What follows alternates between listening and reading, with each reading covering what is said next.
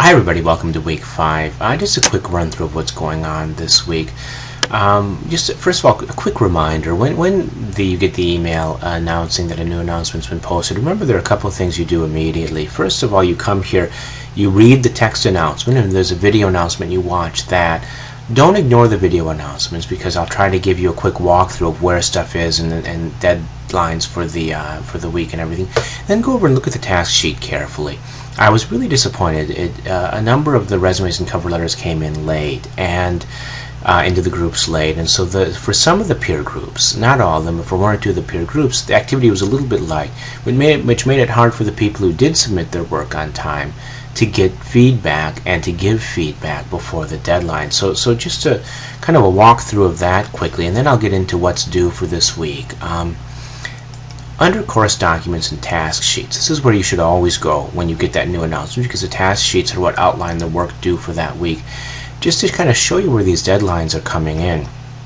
Week 3 tasks, you're going to see that you were told to be working on that resume cover letter, and there's a note under time period that the draft will be due for groups on week 4, and it suggests you have it ready on Sunday.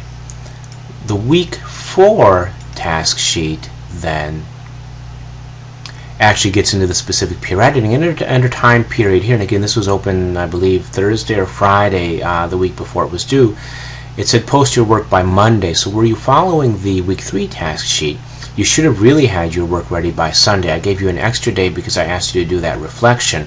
The work needed to be posted to groups by Monday, and then the review done by Friday, so people had time to make revisions before they submitted their work. The task here and the video both outlined really carefully how to find your groups and how to post to the groups and how to accomplish this. So, I just can't emphasize enough. Just watch these things carefully and ask questions really early on if you've got them. If the week 3 tasks had confused you, be sure you ask me. If the week 4 tasks confused you, ask me right away. And a few people did, and they got on top of things right away because I was able to resolve their questions immediately. At the end of this week then, after you've completed the peer editing, on the 7th of February you need to submit your resume and cover letter. You do that here. You click on assessments. You're going to see a list of the assignments for the course. This, by the way, is where you also can check your grades. You'll see the points. As a student, you see I'm logged in as a student again. I've done no work at all, so I'm failing the course miserably. You should have points in here for the discussions that you've been in already. You click here on resume and cover letter. I want you to use the browse button to find the file on your computer and upload it. I do not want you to copy and paste your work into this box because then you lose the formatting.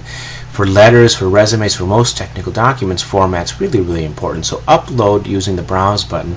Upload in rich text format or in doc format. If you have a word processor like Microsoft Works, which comes with Windows, you need to go into the Save As menu and then find the format box and choose rich text format. Otherwise, I might not be able to open your file, which means a delay in the grading. Click on Submit for grading and then click on the Submit button. I should get this to you pretty quickly. My maximum turnaround time for grading writing is 2 weeks. But these are shorter documents. They shouldn't take me that long. I hope to get. I'll let you know though when the grades are posted on those.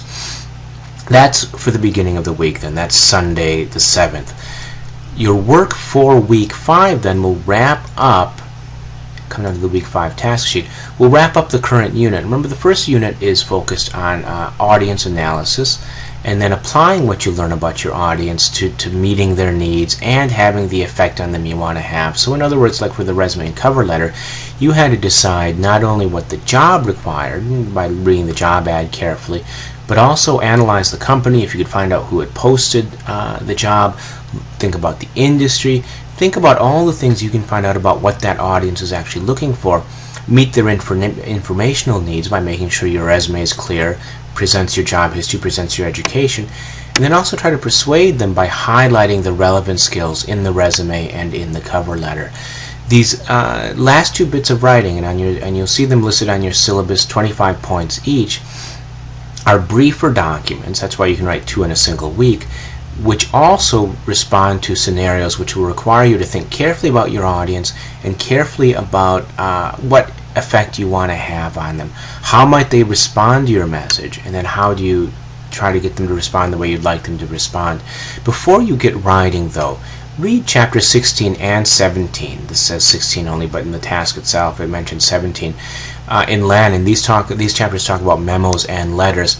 I've also given you some pages that focus on other types of writing you might find in the workplace, like instant messages, wikis, blogs, email, of course. You just have to be aware of the fact that we're learning these kind of traditional written formal documents in English 113, but there are a number of forms of communication in the modern workplace, with new coming along all the time. By the time you graduate, there may be some new technology that isn't mentioned in Lannon that you'll have to have your eyes open for. So do the reading first. There's also a presentation on memos, and it says memos, but really the concepts are the same. Memos, emails, and letters all have the same basic concerns when you're writing them. The formats are different, and you have to get the formats from Lannon. Again, I'm assuming you're doing your reading of your text, because I'm going to grade you on the format. If the format's wrong, you'll lose points. There are models in Lannon. He explains them very, very carefully, so there's no reason to get those wrong. It's really a matter of looking at Lannon, seeing what the style is, and copying it. This is a presentation that was on the author's site for the textbook, prepared by Jim and Dean Murphy. I've tinkered with it quite a bit, and I'm going to show you especially a couple of things to focus on. This section here on giving good news, and this section down here on giving bad news, that's all me. Those are things I've adapted, some of it expanding on Lannon, some of it just from other business writing courses I have taught. Read those carefully. They talk about the challenges, first of all, identifying a good news message and a bad news message, and then how to approach formatting, organizing each. I will expect to see evidence of this in the memo and letter you're preparing this week. Okay, and of course ask me questions if you've got them as you're writing, especially use that help form so everyone else can see the question and the answer as well. Then on to these two pieces of writing you'll be doing for the week, and this is the task for the week. There's no discussion board this week. You'll be writing a memo and a business letter. For each, I'm giving you a scenario describing the writing situation. The memo is an internal message. You'll be writing to your colleagues here.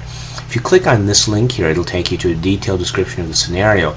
Pay attention to who you are in the organization, and not only the message you're going to give, but think about how your audience is likely to react, and then think about how you can manage that reaction, have them react the way you want them to react, okay? And think carefully about that.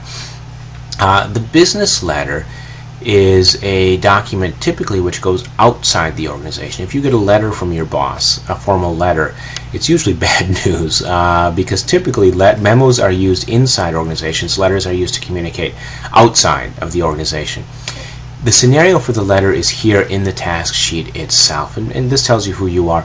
Essentially, you're responding to a complaint letter, and Lannon actually talks a little bit about that kind of document.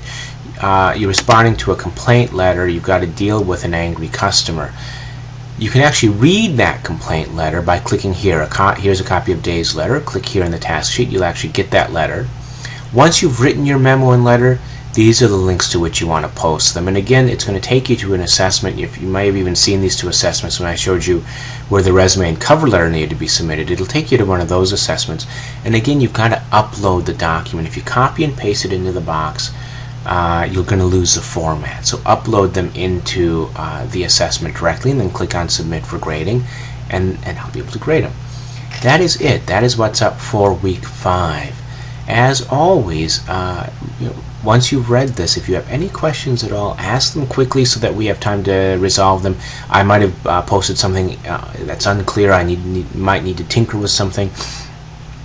Which, by the way, is a good reason not to print the task sheets and then rely on the printed task sheets. If you duck in, I post this usually Friday, if you duck in Friday and print the task sheet, and then somebody raises a question that requires me to revise the task sheet, of course your printed copy won't get updated. I'd rather you refer to the task sheet in Educator. If you print it, it'll still be checking in to make sure nothing's changed.